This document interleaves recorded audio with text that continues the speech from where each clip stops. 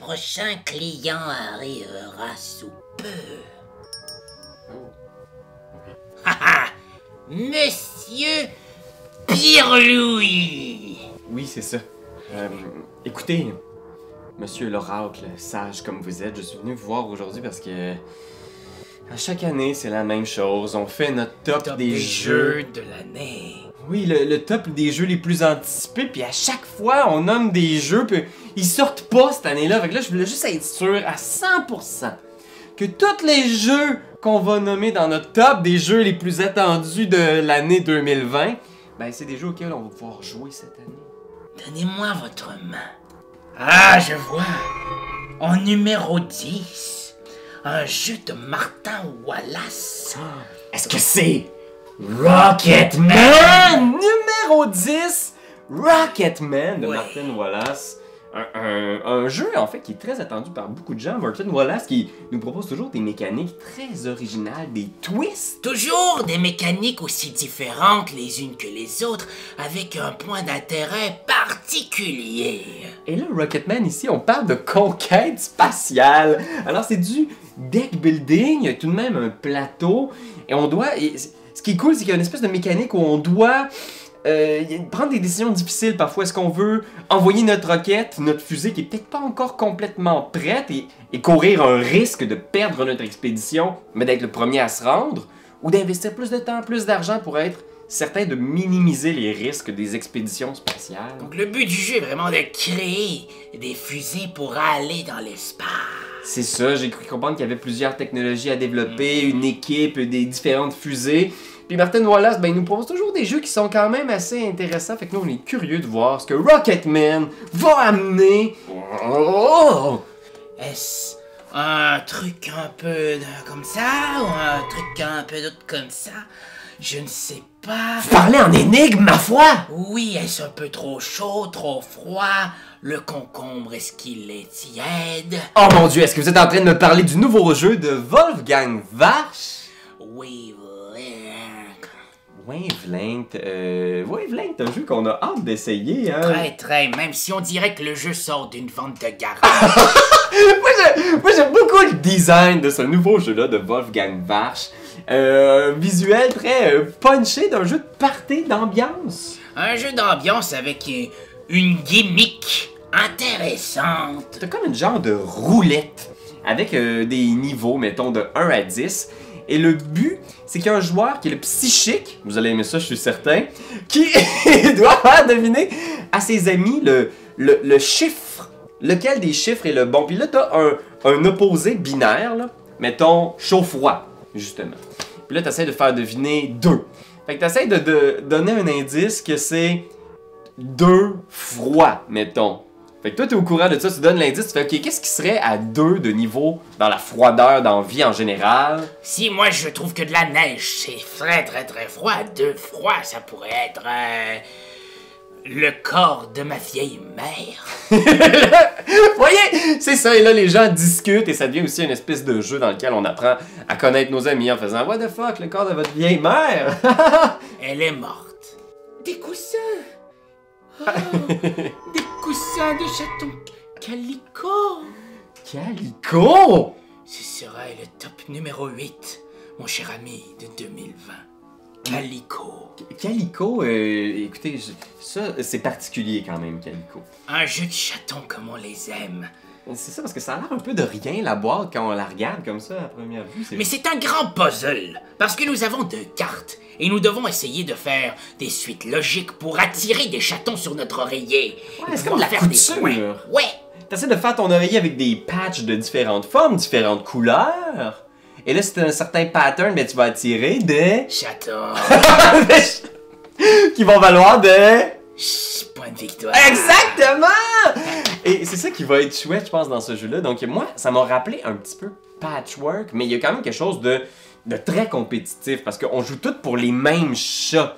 Puis tu fais aussi des points sur ton coussin, parce qu'il y a certaines tuiles qui veulent, mettons, être entourées de plein de patchs de différentes couleurs. Fait que là, t'es comme, est-ce que je joue dans la course des chatons, ou est-ce que je veux juste être super nice sur mon coussin? Donnez-moi cette tasse. Je sens une remouture d'un jeu. Welcome to New Las Vegas. est-ce qu'on peut dire welcome to Two? Oh oui, on peut dire welcome to Two. C'est un jeu, un peu comme son premier prédécesseur, de roll and write, mais plus de cart and write. Mais ici, on tombe dans quelque chose de plus gamer. C'est que nous sommes en train de créer un endroit où les gens vont venir. Alors, on veut des membres VIP, leur faire des tours en limousine. On construit un genre de Las Vegas. Exactement, on veut des hôtels, on veut des golfs, des centres de golf. Des imitateurs d'Elvis? Des imitateurs d'Elvis, on veut des bons spectacles. Et on va tous faire ça avec un peu d'argent. Donc vraiment une remouture vraiment plus complexe, plus établie. Voilà. Je pense que ça va être cool, parce que déjà, Welcome, nous, c'est un jeu qu'on avait trippé, moi puis mon ami Raphaël, je sais pas si vous le connaissez. Raphaël, un ange descendu du droit du ciel. Il est correct. Puis on avait vraiment trippé sur Welcome, puis là, je pense que ça va encore pousser la coche encore plus loin. Oui. Fait que moi, des nouvelles mécaniques avec Welcome, j'en prendrais tous les matins. C'est des gens qu'on connaît. Quoi? Oui. Qu'est-ce qu'ils font dans cette tasse? Corentin Lebrun, Ludovic Montblanc, Ah ben oui. Antoine Boza, Théo Rivière. Je vois Archéis de Kaedama. Oh, ici ça va être quelque chose d'assez spécial quand même. C'est des super beaux jeux. Puis les images d'Arceus sont vraiment attrayantes. On parle d'un dungeon crawl, une exploration de donjons, un espèce de concept un peu aussi de jeu campagne, parce qu'on évolue dans notre quête, dans nos recherches, dans une espèce de donjon égyptien. Exactement, encore une fois un jeu produit par Ankama, magnifique. Donc, nous avons des petits sacs à dos. Nous allons essayer de trouver des artefacts, les mettre dans notre sac à dos pour les prochaines parties. Ouais, t'as ton petit sac à dos perso, là, pour mettre tes cartes. Et on a seulement 4 accessoires qu'on peut nous se promener avec pour trouver des choses, se promener. Et vraiment un jeu d'exploration très très intéressant, mon Pierre-Louis. Ouais, pis c'est nice parce que la carte, tu la construis à partir de petites boîtes, là, un peu comme ce qu'ils faisaient avec, comment ça s'appelle? High School. Exactement, tu démontes des petits modules puis tu construis un vrai petit labyrinthe, une petite maquette en carton. Moi, ça m'a rappelé un peu Hero Quest au niveau du visuel, des combats avec des dés, des mystères, des pièges, un petit côté escape game par moment, même on nous a dit des énigmes. Très très hâte de voir ce jeu. On dirait des plans, des blueprints. Floor Plan! Exactement! Vraiment un jeu très intéressant où nous sommes des architectes dans une maison et nous essayons, avec les dés brassés, de créer des couloirs, des piscines, des arbres, des fenêtres, des portes pour combler les désirs de nos employeurs. Ok, ouais, mais ça a l'air quand même assez bien, parce que ce qui est intéressant, c'est que tu dessines ton petit plan de maison et au final, t'as vraiment ta petite maison dessinée comme si t'avais fait un plan d'une maison aux Sims, là. Exactement. Et c'est ce que j'ai très très hâte de voir, mon cher Pierre-Louis. Est-ce que ce jeu va s'épuiser à force d'y jouer, ou bien ce sera un jeu qui donnera une rejouabilité excessivement intéressante, car nous commençons de rien et nous créons, ensemble, des maisons. Puis là, vous pouvez pas me dire ça, vous pouvez pas voir l'avenir puis me le dire exactement combien ils vont en vendre de boîtes pour qu'on puisse le communiquer à l'éditeur? Non. Ok. Je vois un Legacy. Oh oui! Par Rainer Knizia. My City. Ah oui, ça vraiment, ben, si vous êtes comme nous, peut-être que ces trois éléments-là, combinés ensemble, vont vous exciter. C'est Rainer Knizia, un des auteurs de jeux les plus prolifiques de la dernière décennie, mélangé avec un jeu Legacy, mélangé avec Cosmos, l'éditeur derrière Exit, entre autres.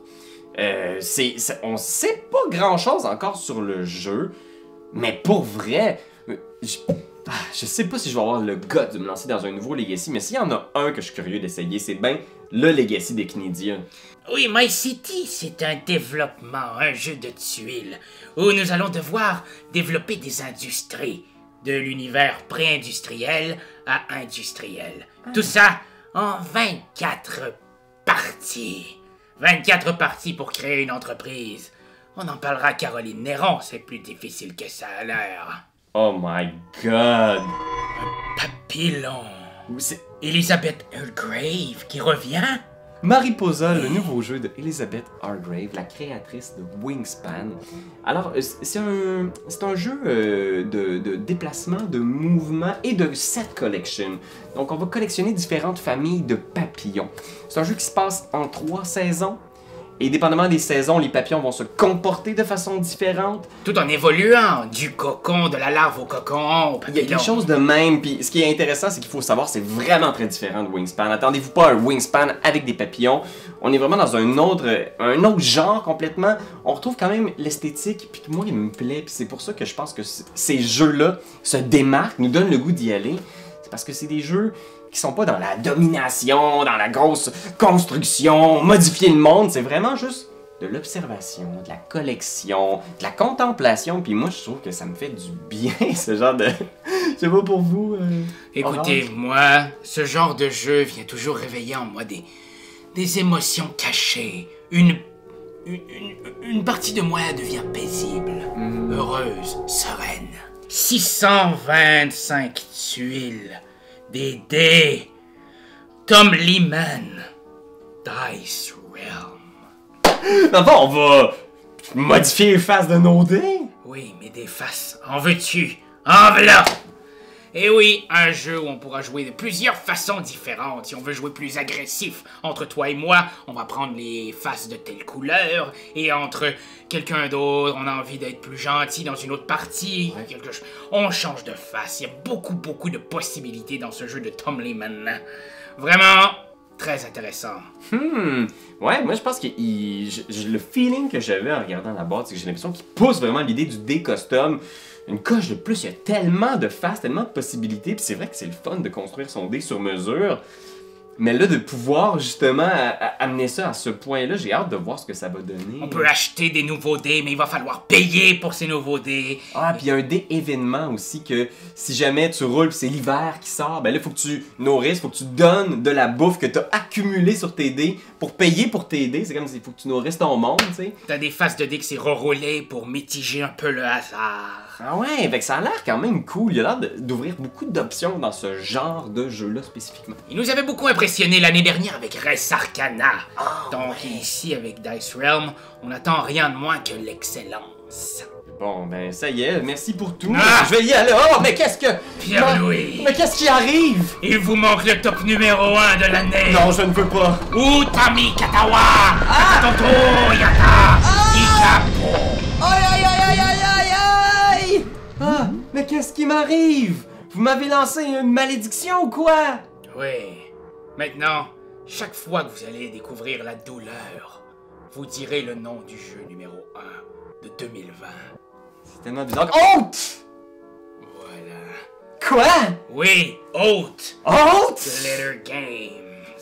Le nouveau jeu asymétrique dont tout le monde parle? Oui, on ne pouvait passer à côté. Ce jeu est très intriguant. Style Histoire Legacy, mais sans en être vraiment un, car on ne détruit rien.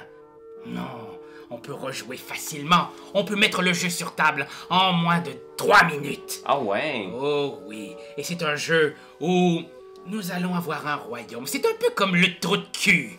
Le Quoi? gagnant de la partie devient le grand maître de la prochaine. Ok. Et avec lui, maître de son royaume, il y a les exilés, qui deviendront peut-être des nouveaux sujets au royaume ou des rebelles à détruire. Ah ouais, c'est ça, parce que si t'arrives dans une partie déjà en cours de haute, tu gagnes un statut spécial et tu peux décider de rejoindre peut-être la faction du chancelier ou du chef en place ou devenir un rebelle. Exactement, on peut jouer avec les mêmes personnes ou toujours changer, mais en même temps, ce jeu peut se resetter, comme on dit en français, très facilement. Et chaque partie va influencer les prochaines et les prochaines, mais si nous voulons arrêter d'influencer, parce que les influenceurs en 2020 n'ont plus grand chose à dire, eh bien on peut recommencer. Une nouvelle partie, un nouveau royaume. Et chaque carte que nous allons dépenser dans le jeu peuvent servir à la prochaine pour avoir des visions du futur. Oui! Des actions bonus, des attaques supplémentaires. Vraiment un jeu qui ne demande pas moins que d'être découvert. Ouais, vraiment, moi, ça m'intrigue beaucoup, beaucoup. Puis le jeu campagne, donc un jeu qui se poursuit, qui évolue, mais dans lequel t'es pas obligé de tout détruire, puis de coller des collants, puis de tout modifier. Moi, je pense que c'est vraiment l'avenir du jeu, puis Haute, ici, je pense que ça va être une figure de proue de ce mouvement-là. Sans oublier les bons et excellents artistes visuels qui nous ont fait Root auparavant. Ici, ils nous reviennent en force avec des images à couper le souffle et des figurines, ma foi, qui donnent l'eau à la bouche, Pierre-Louis.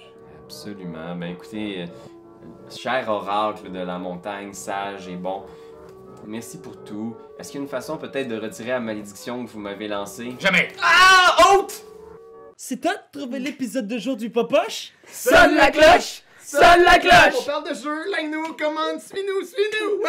Sonne la cloche! Sonne la cloche! Partage à tes amis, partage à ta mamie, Ouais, ouais. Sonne la cloche! Sonne la cloche! Comment ton ouais, fais le mon kiki! Sonne la cloche! Sonne la cloche! Sonne la cloche comme quand Jésus a sonné à la porte pour aller souper chez Zachée.